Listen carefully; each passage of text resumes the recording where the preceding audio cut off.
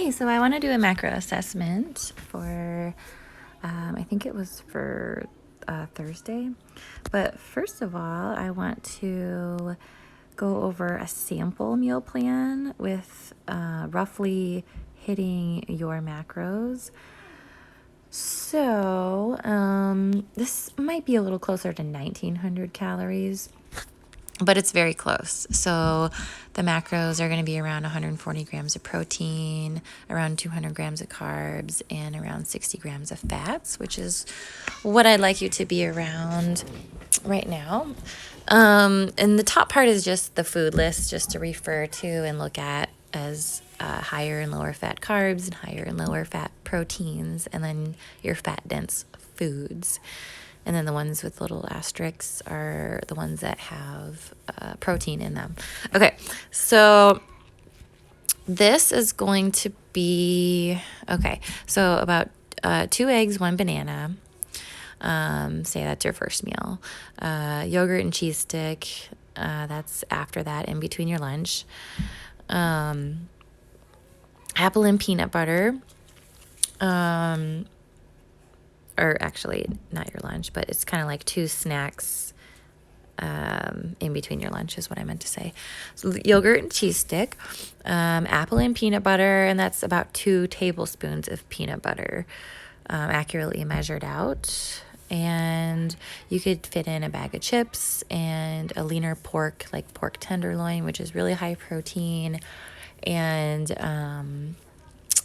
a really good meat to include in your week. And you could even eat it for a couple days, a few different days. You could use it as a meal prep or however you'd like, but I love pork tenderloins. And then for dinner would be a cup of rice and, with using butter to cook with, and chicken. Butter has a little bit lower fat content than olive oil, so I try to suggest not using too many oils because it's easy to over pour and underestimate the portion size.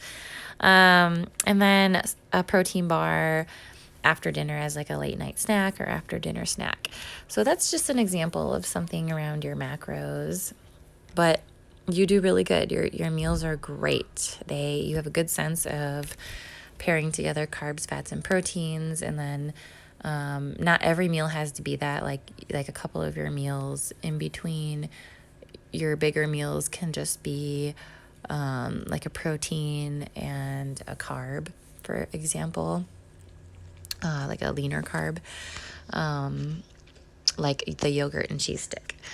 So great job overall with pairing foods together and getting in your protein. That's a really tough thing to do, and you do a really good job. So this day was a great opportunity for me to show you how to tweak it a little bit.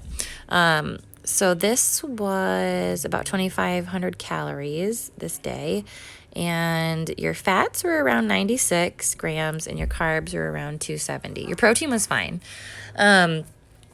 So we want to aim at around, 65 grams of fats. That's totally fine. So we want to lower that by like 30 grams in this particular day, and I'm going to show you how. And then your carbs could have been lowered by like 30, 40 grams. So I'm going to show you how you could have easily done that.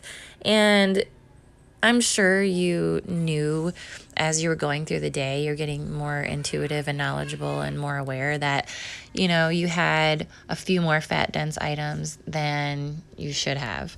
But it's okay to do that sometimes, but not every day.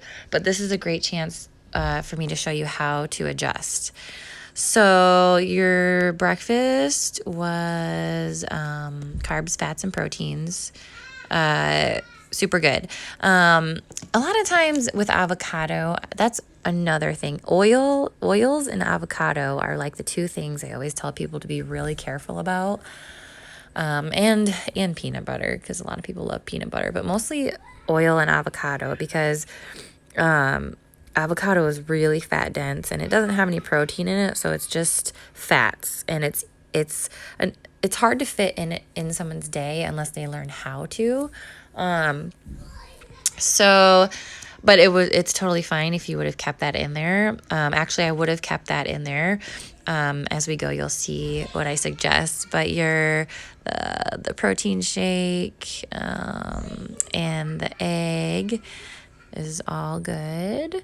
And so the Panera cookies, I would have kept in one Panera cookie and not have had the second one. And that would have brought down your fats and carbs grams majorly. So even by just omitting that one thing, it would have basically had you very close to your macros. You can assume that a cookie has about 10, 12 grams of fat and about like 30 grams of carbs roughly. Well, I should say about like 15 to 30 grams depending on the size of it, grams of carbs. But that would have been one thing to do. And then the Power Crunch bar, you actually didn't have to, like if you didn't want to add in that Power Crunch bar, you didn't have to. Power Crunch bars are one of the few protein bars that are higher fat with a good amount of protein in them. So sometimes if you fit those in your day, it'll set you over your fats because they are a big chunk of fats. But you were pretty good on your protein. So you could have done without the Power Crunch bar and one of those cookies.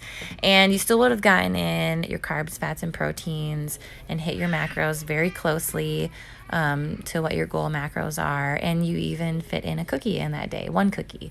So it was a good mixture of foods, and that's a few of the things that I suggest for that day to show you just how you could have tweaked a couple of things and gotten closer to your macros. So a lot of times people just go over their fats a lot and they're under protein. So, but you do a really good job, as I've said before, and sometimes we do go significantly over our fats, and this was one of those days and a good opportunity for me to tell you to do this and this in order to hit your macros.